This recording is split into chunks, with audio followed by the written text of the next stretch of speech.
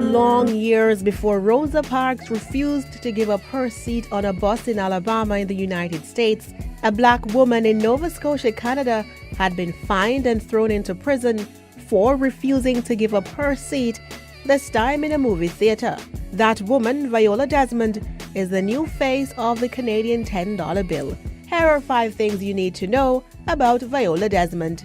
She was born in Halifax, Nova Scotia, and became a teacher who taught black students in the racially segregated school system in the city. Desmond later became a businesswoman who was all about hair and beauty. She started a hairdressing salon called Vice Studio of Beauty Culture and an academy for black beauticians who were not allowed in whites-only beauty schools in Nova Scotia. Her unplanned stop in New Glasgow, Nova Scotia on the evening of November 8, 1946 started the civil rights movement in Canada, etched Desmond's name into history, and has now made her the face of the Canadian $10 bill. Here is a clip from Historica Canada's Heritage Minute explaining what happened on that fateful evening after Desmond's car broke down and she decided to go watch a movie while her car was being repaired. All I wanted was to see a movie. One down, please. I can't sell downstairs tickets to you people. How dare they? I could afford to buy the more expensive ticket. I run my own business. But they refused to take my money.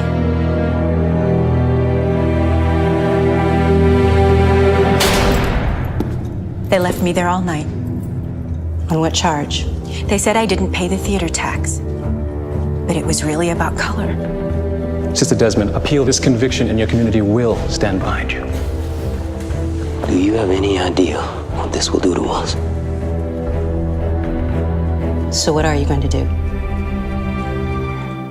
Make it right. She was charged with attempting to defraud the government of taxes amounting to 1 cent, although it was clear that her real offense was violating the Roseland Theatre's unspoken segregated seating rule. On April 15, 2010, 45 years after her death, Viola Desmond was still creating history as she was granted Canada's first posthumous pardon.